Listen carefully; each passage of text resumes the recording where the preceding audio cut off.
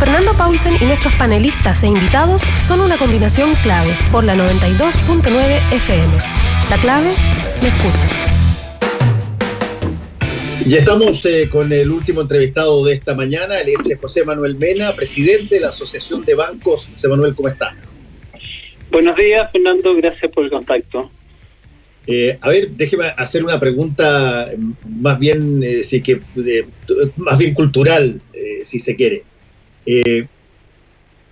¿Ha habido alguna situación donde los bancos hayan tenido una imagen tan baja como la que están teniendo desde hace algún tiempo? Yo recuerdo la crisis del 82, pero la crisis del 82 salió muy rápido porque en primer lugar estábamos en dictadura y en segundo lugar se creó una serie de comités, etcétera, hasta que salió la forma de poder darles los créditos que necesitaban los bancos para existir y no liquidarlos, y finalmente la forma en que ellos podían pagar a futuro. Y ahí yo diría que no se hablaba tanto de la banca como en materia así como de excepciones en términos de la empresa, como hoy día. Y hoy día encuentro que está muy, muy cercano a algo que es excepcional, que no pierde nunca, que de alguna manera siempre se la zafa. Y en una pandemia, ¿está zafando o no está zafando la Asociación de Bancos? Bueno, la consulta suya, Fernando, tiene varias afirmaciones. Voy a intentar hacerme cargo de varias. Por cierto. Algunos de los gente que trabajábamos en bancos hace muchos años decimos que los bancos tenemos mala fama de la época de los sumerios y los caldeos. Porque cuando uno presta plata es una muy buena institución, pero cuando hay que cobrarla se transforma en un ogro. Absolutamente. ¿Cierto? La verdad que nuestros clientes son múltiples, ustedes son los reafirmados, usted los conoce en términos de que tenemos depositantes y tenemos deudores, y tenemos que debernos a ambos. Nuestra función básica es esa, es canalizar el dinero que llega de los que pueden ahorrar o tienen cuentas o depósitos, inversionistas, hacia aquellos que necesitan crédito. Y por eso nuestra principal premisa de manejar es confianza. Siempre hemos planteado, al menos en mi mirada, es que es muy difícil que los bancos se nos quieran. Lo único que queremos es que confíen en nosotros, en el sentido de que los dineros que nos entregan los vamos a usar en forma criteriosa porque los tenemos que devolver. Usted debe tener a lo mejor un depósito, una cuenta, y usted aspira que cuando vaya a buscar ese dinero esté. Esa es la premisa principal sobre la cual manejamos la confianza. Me encantaría contestarle que sí. Me encantaría contestarle que sí, solo para terminar la idea. No tengo depósito y últimamente tampoco tengo sueldo, así que vamos a ver. Pero tiene una cuenta, seguramente un medio de pago. Sí, tengo una cuenta. Dinero, ¿no? Tengo una cuenta. Entonces, bueno, esa cuenta que tiene de tener que usted debe hacer pago, y ojalá todo Chile pudiera tener pago electrónico, que otra de las falencias las podemos ir hablando, en el sentido que lo que nos falta en avanzar a ser un país moderno en el punto de vista de servicios financieros. Ahora, decirle dos cosas. Los datos últimos públicos nosotros disponemos es que los bancos estamos en la medianía de la tabla en las instituciones que en términos de confianza, y estamos hablando en términos de un 35-40%, no era bajo. Sí. Y que cuando uno hacía una mirada respecto a lo que las personas diferenciaban en términos de su banco versus la banca, las cifras aumentaban entre 10 y 15 puntos respecto a la calidad y confianza en su banco. Dicho lo anterior, me quiero hacer cargo de dos afirmaciones en su pregunta. La primera, que tiene que ver con la banca en los 80. Yo creo que hay un mito, Fernando, se lo voy a decir en esos términos, y que creo que tiene una componente ideológico ese mito, el decir que los bancos fueron salvados. La verdad es que hay que distinguir el rol de la institución versus el rol de los dueños.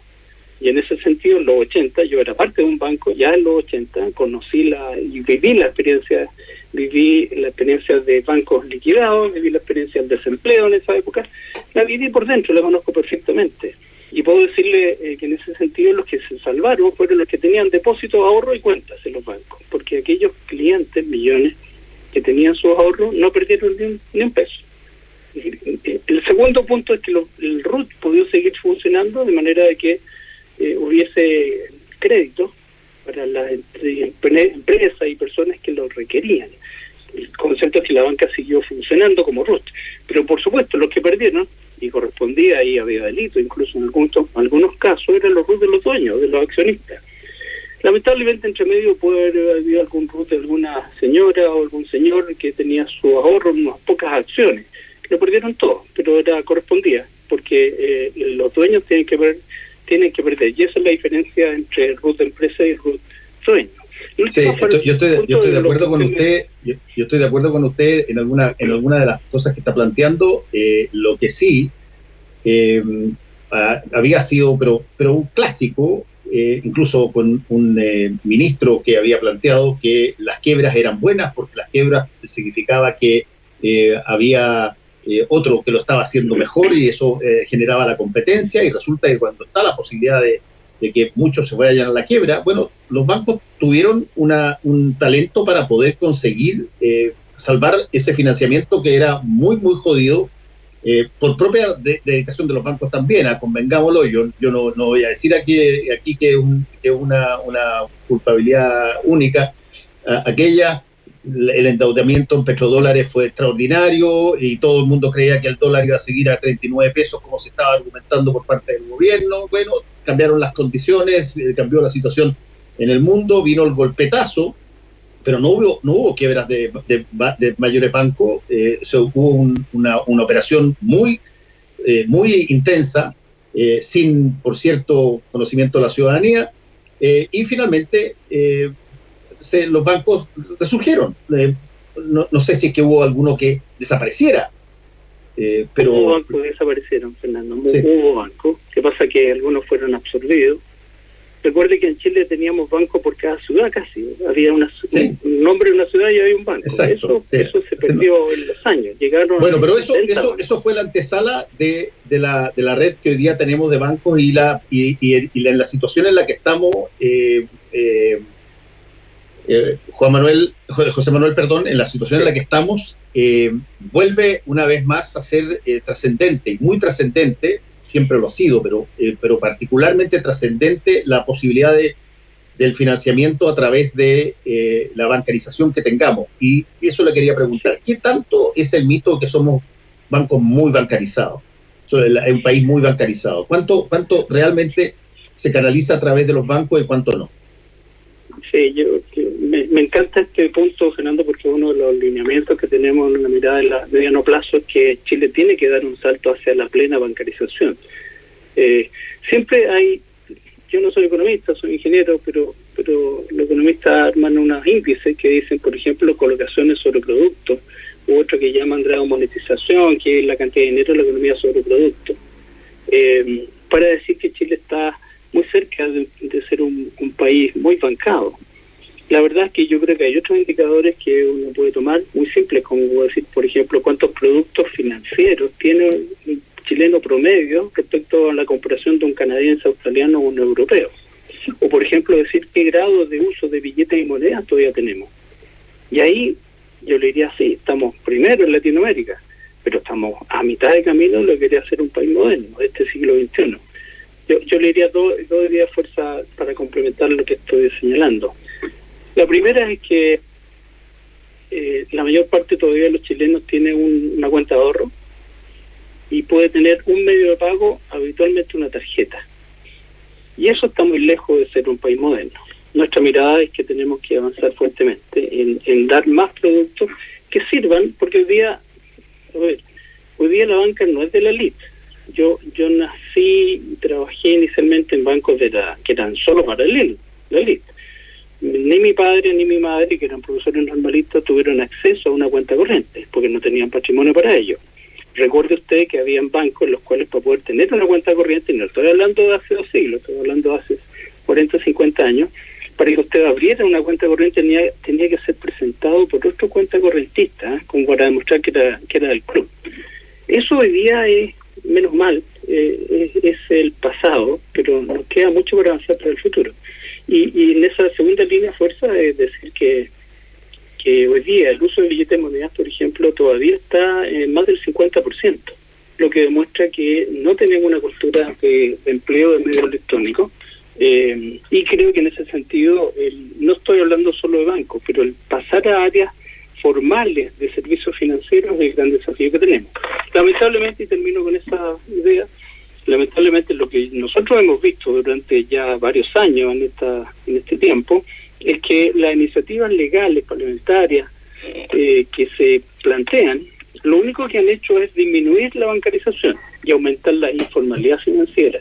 Y ahí tenemos un conjunto de entidades que operan en la absoluta informalidad, sin ningún control, sin ninguna supervisión, sin ninguna protección finalmente para la empresa o para la persona, que lo único que hacen es generar, más bien acercarnos al tercer mundo que al primer mundo.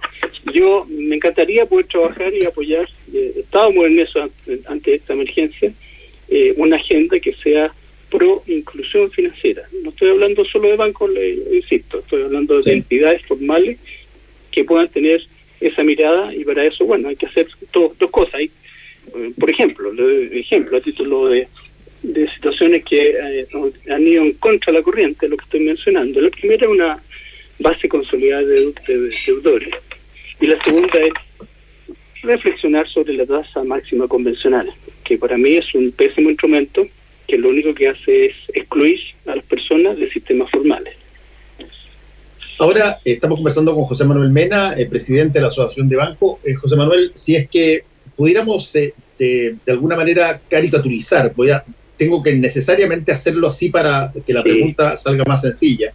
La situación de hoy, yo tengo la impresión que hay un problema, quizás por deformación profesional uno lo advierte más, pero hay un problema básico de transparencia. Yo creo que la gente no tiene impedimento ni tiene resquemor de que eventualmente en una situación de ayuda a que se canalice a través de un banco, la persona que va a ser ayudada, en este caso en el contexto de la pandemia, tenga que pagar algo. Yo en ese aspecto creo que uno podría perfectamente entender que hay costos asociados a un montón de incluso subsidios, préstamos, canalizaciones de ayuda que eventualmente uno tiene que pagar. El problema pasa cuando alguien advierte que lo que se le dijo que iba a pagar es menos que lo que finalmente termina pagando. Hay un problema de transparencia ahí, que incluso me ha tocado conocer parientes que me muestran lo que le mandaron del banco para ayudarlos en 3 meses o 4 meses de un determinado pago de dividendo hipotecario, y que al final lo que le dijeron en la primera carta, que es prístino, tenía por debajo una posibilidad de, en realidad, un segundo crédito con una tasa incluso hasta a veces superior. En la transparencia de la información, ¿qué tan importante hacia el cliente, que se sienta satisfecho con eso? Bueno, lo que usted plantea para nosotros es esencial, la transparencia y el mecanismo de queja. Nosotros tenemos un defensor del cliente en la Asociación de Bancos. Si no es conocido, lo vuelvo a reiterar, eso opera ya hace varios años y recibimos un centenar de situaciones mensuales en las cuales aclaramos, canalizamos hacia los bancos. Nosotros no tenemos política ni acción comercial, pero canalizamos hacia los bancos. En todo caso, yo le creo entender también en la consulta 2 ámbitos adicionales. La primera es que usted señala, lo que vamos a ayudar, creo que usó la palabra ayuda, en realidad hay que entender si es un crédito o un subsidio. Los subsidios los está entregando el gobierno, el Estado, a través de otras políticas, otros instrumentos. Nosotros no nos corresponde dar subsidios. Lo que nos han encargado y corresponde es dar crédito. Y ese crédito es un crédito que debe darse y cobrarse. Lo que nos sucede, por lo tanto, es que hemos intentado informar muy claramente que estas que van a ser asociadas a la línea COVID-19 son operaciones de crédito, que significa, especialmente cuando hay de alguna forma dinero público involucrado, porque recordemos que puede redondear también 50 o 60% tiene cobertura del Estado, pero la diferencia es absolutamente del dinero de los depositantes, nuevamente, que vamos a tener que levantar desde el mercado. Y por lo tanto, una decisión de crédito tiene que ser hecha en forma responsable en términos de quién se le da. Y esa es una decisión que se está dando hace 2 días que estamos operando, pero nosotros pretendemos que acompañar y poder entregar dinero fresco a la gran mayoría. Y en algunas situaciones sí debemos decirlo, he dicho anteriormente que no va a poder ser así, y eso es sano desde el punto de vista de intentar incluso acompañar a la persona que no va, que es necesario mejor hacer una reducción de su actividad, y en una es emprender de otra manera, haciendo un ordenado cierre. Ahora, lo que hoy día tenemos por delante es una forma de operar con estas líneas COVID-19 que están a una tasa fija. Aquí no hay ninguna forma de equivocarse. Simplemente el vendedor va a pagar un 3.5 nominal anual. Sí. Las situaciones previas, que creo que usted me mencionó al paso, que correspondió a 1.100.000 de operaciones más o menos que se hicieron. En las últimas 5 semanas se deben haber hecho unas 820.000 de postergar dividendos hipotecarios o crédito de consumo, por ejemplo. Hay otros también. Bueno, eso se hicieron con captaciones del mercado. No hubo subsidios de ningún lado. No hubo posibilidad de esta tasa que está fijada, mirando en adelante, del 3,5, sino que en lo anterior hubo que captarlo. De manera que cuando se postergaba un dividendo a 20 años más, se ponía al final del calendario original del crédito, eso era captación, que había que tomarla a 20 años, porque los bancos captan al mismo plazo del que se posterga o se coloca la operación de crédito.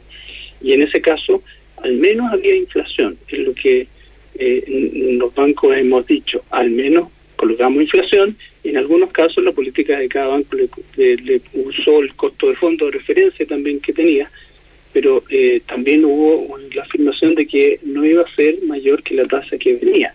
Si hay una situación diferente, quisiera ayudarlo a que ese caso se analice, porque no es lo que se conversó. No, yo no soy dueño de las políticas comerciales de los bancos, pero debo decir que eso es lo que yo escuché de las instituciones asociadas. Estoy de acuerdo en que todos los trámites bancarios incluyen de alguna manera un costo, y que eso tarde o temprano de alguna forma va a ser traspasado. El problema mayor tiene que ver con otra cosa a la que yo me refería, es que los anuncios que se han hecho, particularmente los primeros anuncios que se hicieron, tenían una forma de ser testeados posteriormente por las personas que estaban en esos bancos, cuando ellos iban a acogerse a esas cosas que muchas veces incorporaban el concepto de costo cero. Y por lo tanto, cuando iban y se daban cuenta que había costo y que había un crédito posterior, lo que interpretaban no era que el costo cero está asociado a que se haga un negocio equivalente al típico de todas las veces, sino que estaba asociado a una mentira, a que de alguna manera no estaban diciendo la verdad.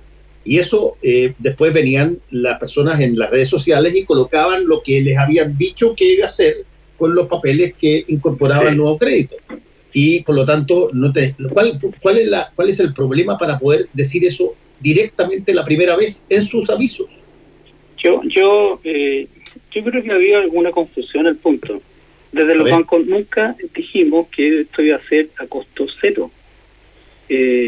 Yo lo que tengo conciencia, a lo mejor yo me estoy equivocando, pero tengo conciencia de que más bien hubo intenciones, declaraciones de otras personas, de otras instituciones, incluso el mundo político planteando que era necesario utilizar un costo de cero para el cliente. Los bancos lo que dijimos es que iba a ser en algunos casos inflación más cero, que es una tasa, o a costo del fondo. No tengo, desde la asociación nunca hubo una declaración en el sentido que le escucho, ni tengo conciencia de que un banco lo haya hecho. Pero sí tuvimos que empezar a aclarar que esto no era un subsidio, era un crédito. De hecho, solo termino con el ejemplo. Yo he escuchado más de una vez diciendo, oiga, pero esto que venía con el interés, ahora que estaba venciendo el día 30, y ahora me lo están postergando y me están colocando un interés sobre los intereses. Usted lo he escuchado. Sí. Bueno, esa es la mecánica que opera el sistema financiero mundial desde hace centenares de años. Porque lo que pasa es que, igual que en un depósito, si usted tiene un vencimiento que es el día 30, y ese depósito el banco le pide que no lo retire, sino que lo vaya de inmediato, sino que lo postergue otros 6 meses, bueno, los intereses hasta esa fecha se capitalizan y se renuevan y se genera un interés sobre el interés. Eso es la forma de operar para los ahorrantes y para los deudores. Hay otra forma de operar, miren, en el mundo yo no conozco otra en el mundo occidental. Si hubiese que cambiar la regla, tendríamos en todo caso que cambiarla para los dos lados, para el depositante y para el deudor. En todo caso, yo comparto, Fernando, que nosotros tenemos un gran desafío comunicacional. No todas las veces hay personas que en buena forma a lo mejor lo expresan, pero también tengo claro que en las redes, yo no tengo mucha red social, pero en las redes, lo que leo, lo que veo, y en el mundo a veces interesado, hay actores que tienen una opinión que no van en la línea de comunicar adecuadamente y lo que quieren es generar una situación de confusión. Para nosotros es difícil poder explicarlo todo porque son temas complejos, pero por eso me gusta la conversación con usted, porque nos permite también intentar exponer nuestro punto de vista y aclarar la situación. Los bancos no queremos engañar a nadie. Además, los bancos cumplimos la ley, porque no solo es la obligación, somos la institución más regulada de todas las industrias en Chile. Tenemos obligación de informar diaria, semanal, mensualmente al regulador. Hay un regulador extremadamente profesional. Si nos equivocamos, corregimos, pero no hay ni mala intención, ni hay un deseo de mentir, ni tampoco pretendemos engañar a los clientes. Si al final, Fernando, son nuestros clientes de por vida, ojalá. No vendemos manzanas. A mí me interesa mucho que usted como cliente del banco siga siendo cliente. Eso es nuestra vida, ¿no? No vendemos manzanas que al día siguiente usted me da lo mismo lo que cuando usted pasa, se lo compra otro. No es ahora, yo lo escucho y le encuentro razón en términos formales de todo lo que está diciendo, y yo he tenido cuenta corriente durante mucho tiempo, y yo me he hecho una suerte de ecuación fácil, porque creo que es una manera de... El banco en general, el banco, la institución, el banco, para ser franco, con la persona que utiliza el banco para todos los trámites normalmente que hace, le dice bien poco quién es el banco, el dueño, los dueños, el directorio, lo que hacen. Sí. Uno se relaciona con un ejecutivo o una ejecutiva de cuenta. Y el ejecutivo o la ejecutiva de cuenta canaliza y es el banco para todos los efectos prácticos. Sí. Y cuando esa persona puede canalizar las cosas y los ayuda, y esa persona hace los trámites que hay que hacer en forma expedita, para mí ese banco funciona, y funciona extraordinario. Y si me tocan a mi ejecutiva de cuenta de mi banco, yo me salgo en el día siguiente del banco, porque creo que hay una situación de confianza que se establece cuando uno va a buscar. Uno no va a hablar con el presidente del banco, habla con el ejecutivo o ejecutiva de cuenta. Pero ahí mismo está el problema, José Manuel, que lo quiero plantear. Hoy día estamos viendo que bancos que hay unas empresas que tienen una gran cantidad de utilidades y que son muy potentes y que se están acogiendo a la ley de protección del empleo. ¿Usted sabe de algún banco que esté pensando hacer lo mismo?